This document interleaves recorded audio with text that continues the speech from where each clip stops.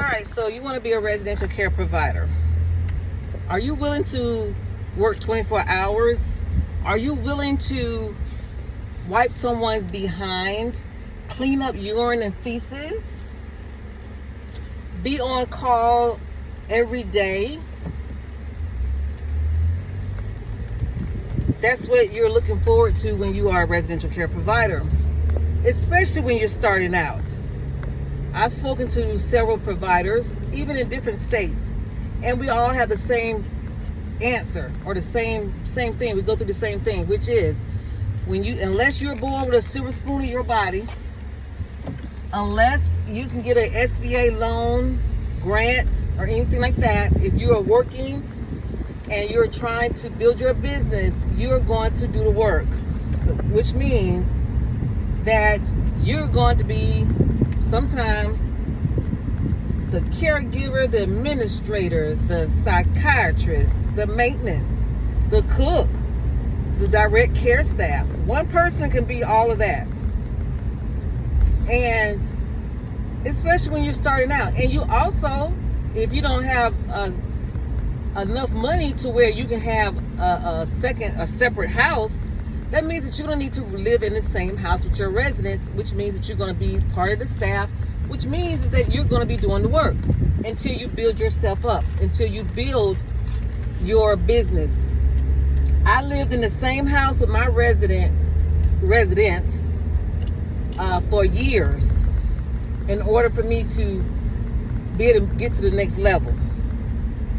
Now, if you don't live in the same household as your residents, you may need to come to the house every day to work a shift, or 12, 14, 16 hours, sometimes days.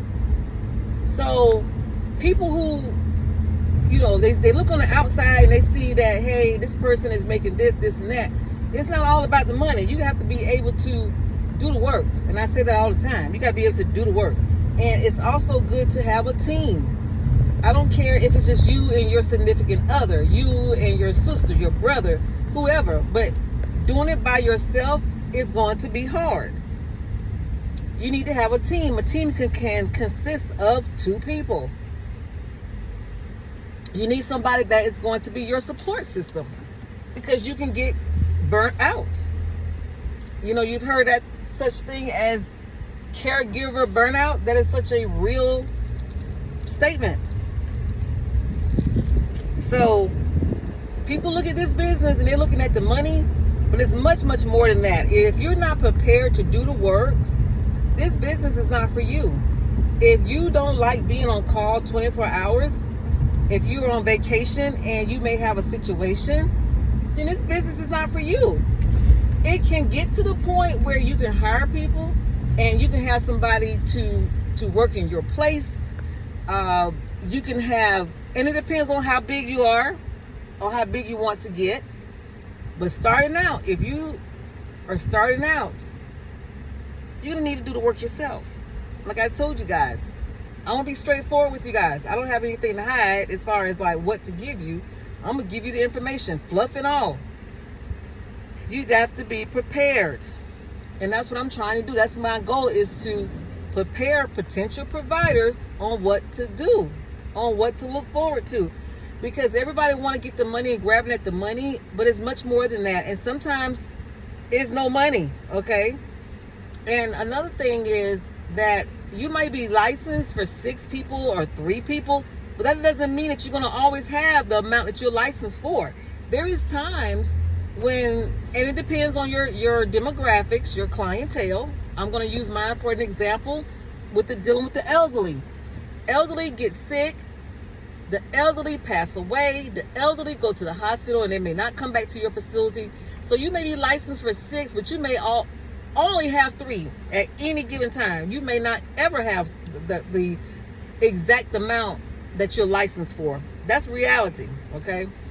There's a lot of competition out here, and so you may be licensed for 6, but you may only keep at any time 3. So that way, if your census is low, that means that you can't be out here spending money willy-nilly. That means that you may not be able to afford to hire somebody, because how are you going to pay them if your census is always 3? Unless you are charging a lot. And if you're going to be charging a lot, when I say a lot, I mean $3,000, $4,000. The quality of care needs to be exceptional. It needs to be exceptional regardless of how much you charge. But the family members expect for you to go over and beyond when they're paying their money and you're providing care. So don't take this too lightly, guys. I'm not trying to discourage anybody. I'm being realistic with you, because I have people calling me all the time, and you know, and when I break it down to them and they sit down with me, then it's a whole different ball game. And it's because you need to get into it for the right reason. If money is your motivating factor, then you don't need to get in it. I'm serious. If money is your motivating factor, then you really don't need to get into this business. Because it may be times where you may have, like during COVID, for instance. I was blessed to where during COVID, I kept at the time I was licensed for 6, I kept 6 people. Other personal care homes or other residential care homes closed. Their people got sick, people died, and so they closed because they didn't want the liability. They didn't want the headache.